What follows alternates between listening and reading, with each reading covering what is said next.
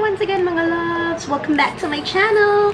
And mga loves, we are going to have a review sa isang product na naman ng Maybelline kasi nga nag-haul ako ng Maybelline recently. So, ito yung mga bagong products nila. Last time, nireview ko ito kanina sa previous video. Ano ba yan? Nakita tuloy. Ito kanina sa previous video, yung kanilang hyperlink liquid liner, yung bago. And ngayon is magre-review tayo ulit. And this is, i-review natin ang Maybelline Falsies Push Up Drama. Ayan. Ito niya. Okay.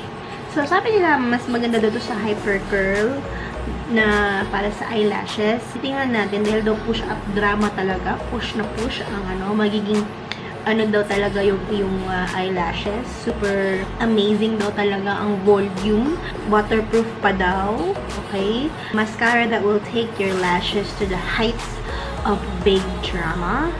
Lift and look at me volume for days. So, hindi matatanggal to ng ilang days. Oh my gosh. Dramatic lift and benefits there to get the push effect. Creamy, plumping formula delivers instant volume and holds the curl in place. Tingnan muna natin. So, ganito yung itsura niya mga loves. Mas malaki yung dito kaysa dito. So, but dito yung opening niya. So, akala ko kasi dito mo open. Dito pala sa taas. So, but, so, it looks like this. Ooh, so very different siya mga loves. Sorry. Very different siya mga loves. As you can see. Ayan. So, very different siya mga loves. Dahil ganyan ang kanyang applicator. Hindi kagaya nun sa hypercurl na pa-curl yung applicator niya. So, titignan natin if this really would volumize my eyelashes. So, let's try. Okay, so let's see if this would really work.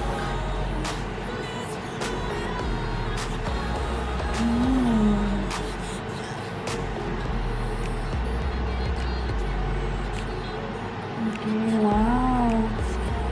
Parang totoo.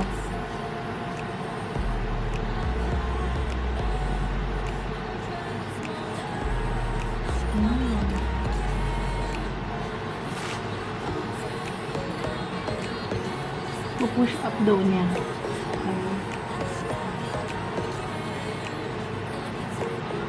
Parang feel ko hindi siya na-push up. Nag-volumize lang talaga siya. Like, para siyang humaba. Ito talaga problema ko dito sa mga, kasi, siya, nakakalat ako sa baba. Wow.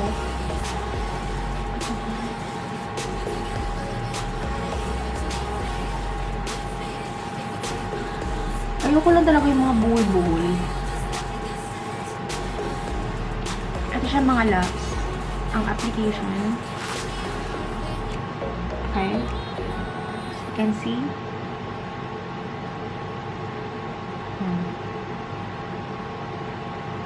Okay, sa mga loves, nakita ko naman parang nag-thicken yung aking eyelashes. But, hindi ko siya masyadong. But when you say nag-push up siya, I don't know, I think may difference naman talaga siya. But, I think, i-try natin nung kabila na may help ng eyelash curler after ko i-apply ha. Wait lang. Kasi ito hindi ko lalagyan ng eyelash curler. Ito lang muna. Lagyan natin ng kabila ng eyelash curler.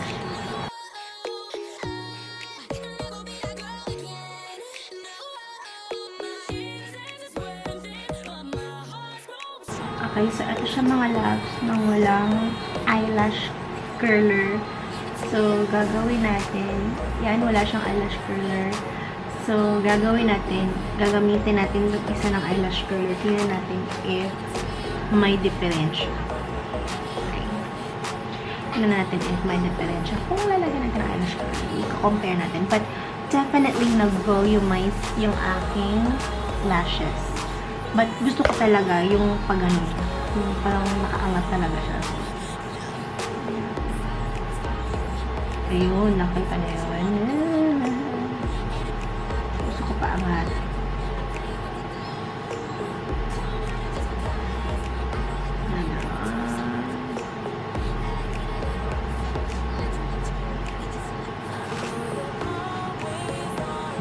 Bongga. Oh. Diba? Mas maganda kung nakaangat.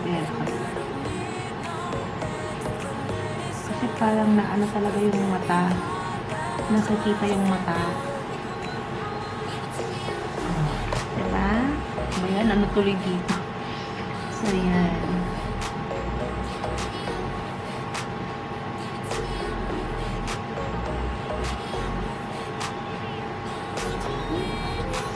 Okay, so ito na yung final verdict natin.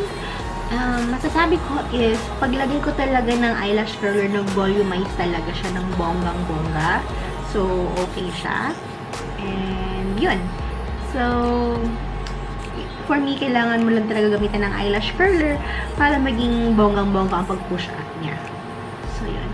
But anyway, all in all, it's a good product. You can go ahead and buy this one anytime sa Maybelline store or sa mga booth ng mga department stores. Yun.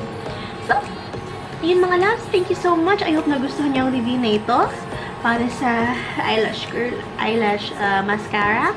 And thank you so much mga loves. Support niyo. Please don't forget to hit like for this video if you like it. And also to subscribe and hit the bell button. Thank you so much mga loves. I love you. The day I met you, I forget just why I left you. I was insane.